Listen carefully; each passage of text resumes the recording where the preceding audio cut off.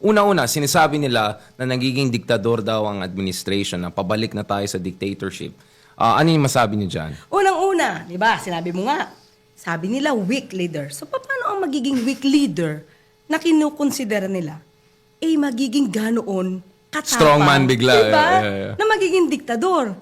So, contradicting yung kanilang statements para lang ba makapagsalita? Mema. So, ngayon, gusto nila, mind conditioning ito, itong si PBBM, itong si Pangulo. Naku, magkaka-martial law yan. Parang tayong lahat Pilipino. Allergic sa word na martial law. So, doon nila ginagawi yung kanilang mga pambabatikos, yung kanilang mga statements, para yung tao, teka lang, oo nga, baka nga magka-martial law. So, mangyayari niyan, magkakaroon ng fear na malamang, naku, ayaw namin ng ganito. So, hindi na kami susuporta dyan. Dito na kami sa kabila. Kasi magkakaroon ng martial law. So, yun yung gusto nilang palabasin. Kahit walang ebidensya. And mind you, Richard, inamin naman to. Sinabi ko na rin before. Inamin ni dating Pangulong Duterte. Fiscal pa lang siya.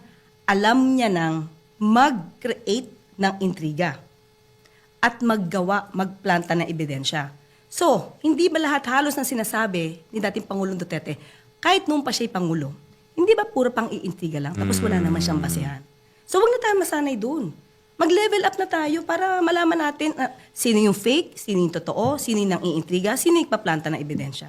Well, pag-usapan natin yun because not long ago, si Attorney Panelo, dating spokesman ni Digong, ang openly sinasabi niya doon sa isang interview na may mga tao dyan sa armed forces na handa na, to do something about it. Si Pangulong Duterte himself doon sa isang press conference niya sa Davao, yung last month, sabi niya, na broken na daw yung nation and the military has to, para sa akin, that's just short of calling for coup d'etat.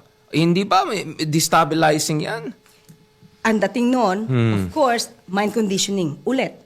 Para yung mga tao, teka lang, ma-alarma na naman to. Diba? Nako, ganito na ba talaga? Ang bansa natin, ang gulo-gulo naman. When in fact, yung kwento lang naman na nagpapagulo. Pero pag lumabas ka, wala namang gulo. So, istorya lang. Istoryahan lang yan. Oo, kwentong kutsero.